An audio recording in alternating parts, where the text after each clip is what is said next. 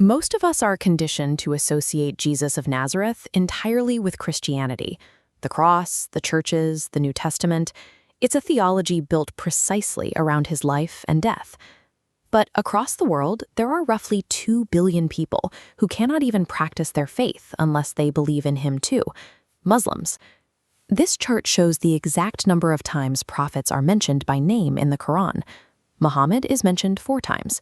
Jesus is named 25 times. That reverence extends directly to his mother, Mary, or Maryam in Arabic.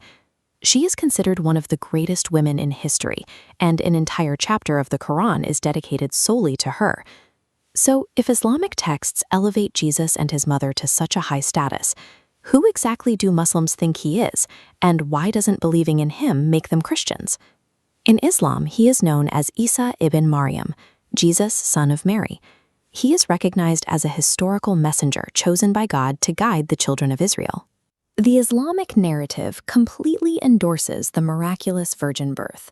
The Quran teaches that the angel Jibril, or Gabriel, appeared to Mary to announce she would have a son despite never being touched by a man. According to Islamic texts, he cured the blind, healed the sick, and raised the dead, miraculous events that align perfectly with the Christian Gospels. But the Quran also records miracles you won't find in the canonical Bible. To defend his mother's honor against public accusations, Islamic tradition states that Jesus spoke flawlessly as a newborn infant right from the cradle.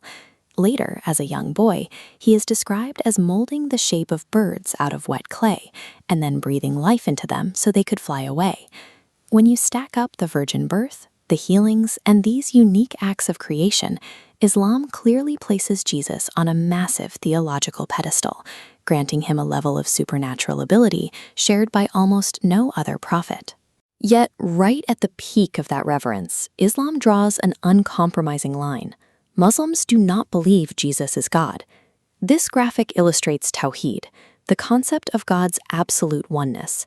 There is a strict barrier between the Creator at the top and all creation clustered below. Because of this theology, every time the Quran mentions his miracles, it attaches a specific phrase, by Allah's permission.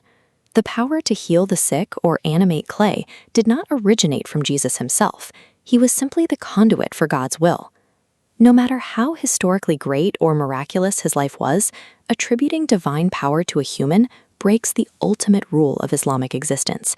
Worship is reserved exclusively for the Creator, never the creation. That absolute boundary ultimately dictates how Islam interprets the end of Jesus' time on earth, culminating on the ancient stone streets of Jerusalem. The Quran makes a definitive historical claim regarding the crucifixion. Jesus was neither killed nor was he crucified. From an Islamic perspective, God would never allow one of his chosen messengers to endure such a humiliating defeat.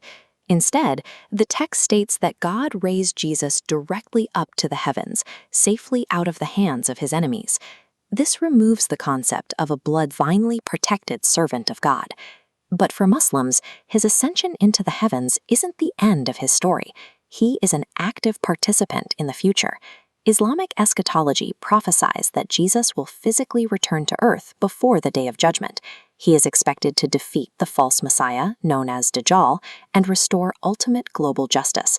When you look at the full picture, the Islamic perspective on Jesus creates a fascinating dynamic. Muslims fiercely love and protect his legacy, and they express that love by following what they believe was his true, original message, submitting entirely to the one God he worshipped. Far from being a point of inevitable conflict, understanding this shared reverence offers a direct intellectual bridge between the 2 largest belief systems on the planet.